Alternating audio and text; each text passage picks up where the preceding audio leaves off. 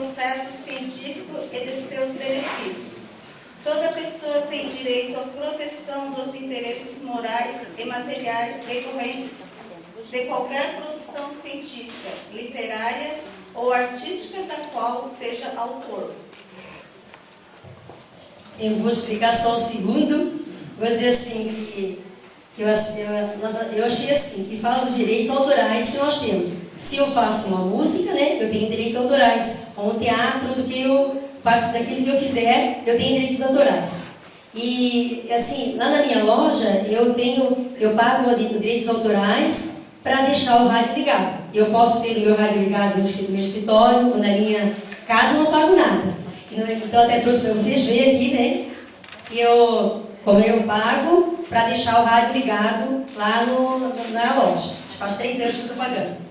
E também faz uns 6 anos que eu tenho um auditório lá na loja, mas aquele foi a gente que colocou, né?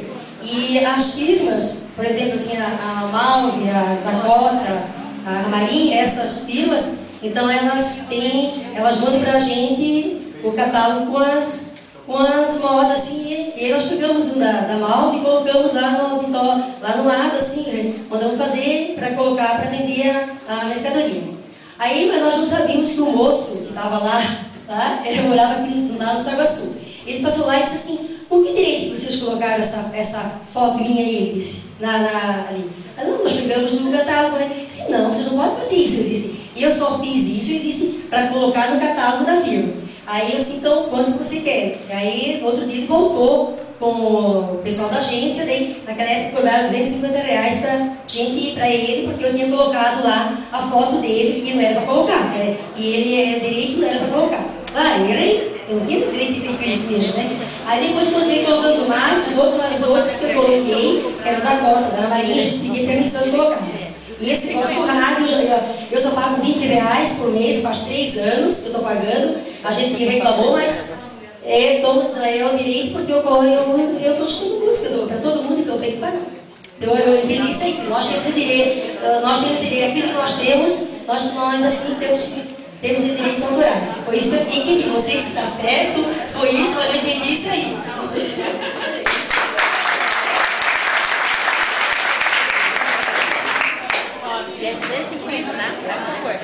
Só para falar da produção científica, sempre que a gente faz um trabalho que envolva outras pessoas, a gente não pode estar expondo essas pessoas, colocando nomes e tal. Então é um direito que a pessoa tem de não ser exposta também, tá? Ela vai ter que pagar para nós, ela vai R$250. Só porque tu aprendeu agora. Acabei de aprender. Vamos lá, pessoal, mais R$250 cada um. Nosso artigo 28. Toda pessoa tem direito a uma ordem social e internacional, em que os direitos e liberdades estabelecidas na presente declaração possam ser plenamente realizados. Eu entendo que dentro e fora do país devemos respeitar e ser social para que possamos ser respeitados. A gente vê assim que especifica ali, né, a ordem social, eu acredito que é entre as pessoas, né, e a internacional seria, não sei se eu estou certo, mas eu acho que seria entre os países, né. E eu tenho uma ideia assim, não sei se eu estou certo disso, mas quando a gente vê principalmente desordem internacional, a gente vê assim, que quando a maioria da desordem internacional é disputa de riqueza. Pode ver assim, dificilmente um país vai invadir o outro porque o outro país é pobre. Na maioria das vezes, né, os americanos são onde que eles têm guerra, onde que eles tiveram guerra, são um dos países, o país que mais guerreou já, né? Então, a maioria das vezes, sempre quando não tem riqueza. E se a gente for avaliar a cidade, onde que tem mais desordem? Nas regiões onde que tem mais pobreza. Eu não sei se eu estou certo disso. E o que nós entendemos foi isso.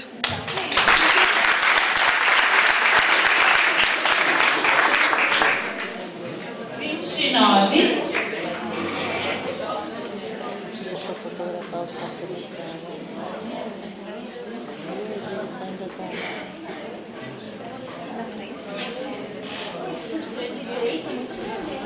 gente tinha só dois, né? Agora só tem três.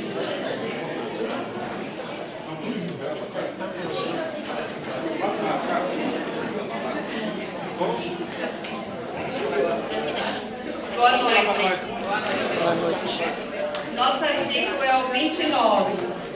Toda pessoa tem deveres para com a comunidade, em que o livre e o pleno desenvolvimento de sua personalidade é possível. No exercício dos seus direitos e liberdades, toda pessoa estará sujeita a apenas limitações determinadas pela lei, exclusivamente com o fim de assegurar o devido reconhecimento e respeito dos direitos e liberdades de outros e de satisfazer as juntas exigências da moral, da ordem pública e do bem-estar de uma sociedade democrática. Esses direitos e liberdades não podem, em hipótese alguma, ser exercidos contrariamente aos propósitos e princípios das Nações Unidas. Então, todos nós temos liberdade, mas liberdade dentro da lei. Uma vez que eu estou infringindo a lei, estou indo contra a lei, a minha liberdade parou, né? Então, assim, a gente é livre, mas dentro da lei. Não sei se alguém me deixa falar. Quando se comenta em lei, eu acho, meu ponto de vista, foi comentado muito aqui, eu falo leis, direitos, liberdades, são muito polêmicos. Se eu fosse polêmico, eu não saía dos comentários que aqui. Porque é o seguinte, a nossa liberdade, nosso direito, depende muito de classe social. Vou dar um exemplo para vocês. Eu estudava em São Paulo, na USP de São Paulo, que eu tive relações humanas lá, e um advogado me dá aula para nós. Aí eu contando um fato que aconteceu, que eu estava defendendo o processo lá, perguntei para ele assim, mas por que, doutor, tem que ser dessa maneira? Então, cada classe social tem um direito. Se eu defender o pobre, o dinheiro dele eu já ganhei. E eu ganhei o dinheiro dele que eu queria. Se eu defender o rico, eu tenho que defender de verdade ele. Então ele perdeu o dinheiro que pagou para mim, mas o direito na classe social que ele tem, exerce a comunidade. Porque vai aparecer, ele é rico, ele é empresário. Nós não aparecemos, nós somos anônimos. Veja bem que, às vezes, um advogado diz assim, ó, meu pobre, a lei de direitos humanos foi criada nos Estados Unidos. Só diz assim, quando é rico, ele vai dizer assim, ó, a lei de direitos humanos foi criada nos Estados Unidos, lei tal, parágrafo tal, ele vai explicar totalmente como foi criada a lei. Mas como nós somos leigos, não conhecemos, ele nem vai explicar, nós não vamos entender. Se nós tivéssemos conhecimento, ele faria diferente.